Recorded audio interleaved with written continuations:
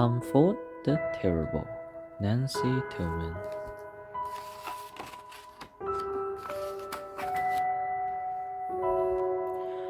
In the wee little village of Sweet Apple Green, in the tiniest cottage you've ever seen, lives a cat causing trouble within and without. A cat named Tumford, Tumford Stout.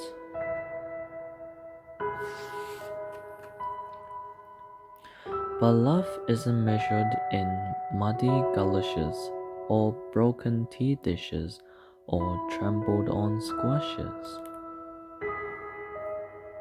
No, love is a thing that just happens, you see, like the way I love you and the way you love me.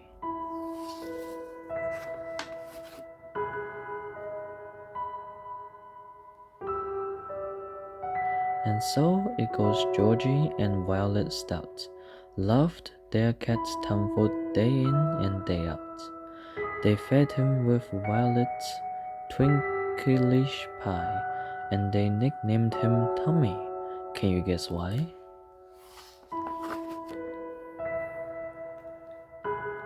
But oh dear and oh my, there was one small pity.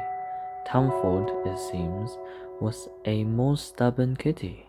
In spite of the manners he often forgot, he would not say, "I'm sorry." Oh no, he would not. Instead, do you know what that Tumford Stouts do? Well, I see you guessed it. That's right, Tommy Head.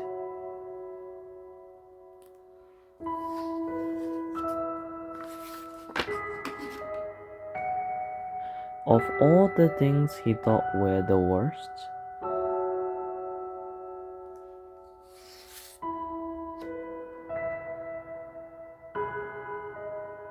saying "I'm sorry" most surely came first.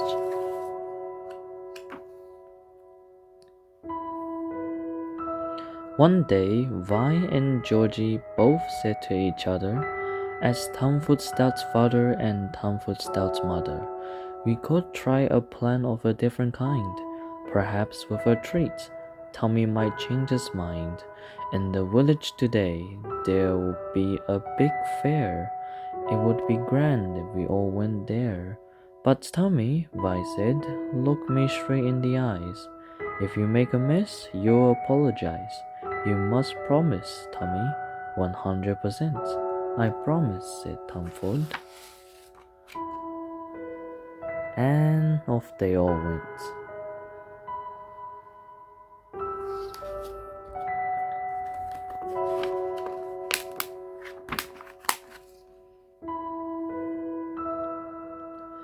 But as Violet was eating and Georgie was pitching, out of the blue, Tommy's nose started twitching.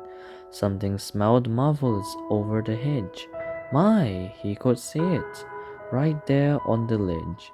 It wasn't his usual baked twinkle fishes, but keepers, his favorite of all fishy dishes. Before they could join in a game of Red Rover, Tom had forgotten himself and jumped over. Oh, damn the crash and the squeals and the shouts. Oh, damn the trouble that met Tumford Stout. Heavens and stars, of all Sweet Apple Green, Tom had spilled fish on the village fair queen. And I'll bet you know just what Tumford Stouts did. That's right, you guessed it, Tumford Stouts hid.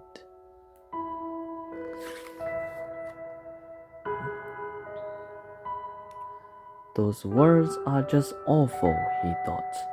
I can't do it. They'd stick in his throat and he'd choke. He just knew it. It wasn't that he was all bad, Tumford Stout. It just was so hard to get those words out. But then, as he hid, a new thought started growing. It warmed up his tummy and toes, and kept going.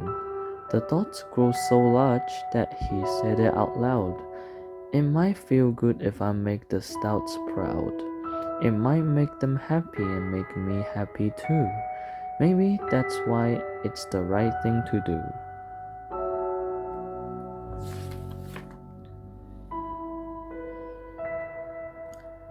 I'll bet you've guessed what comes next in the story. Tumford stepped forward and said he was sorry. He meant those words too, and what's better than that? For nothing is worse than a insincere cat.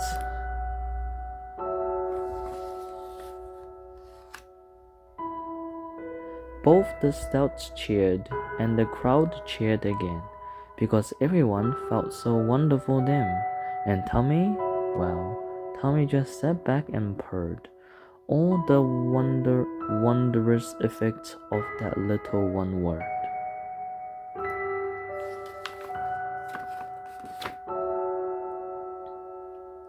And so, there you go. That's the end of the story of how Tumford Stout finally said he was sorry.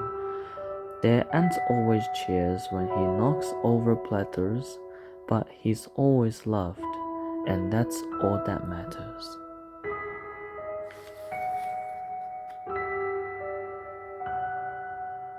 And you are loved.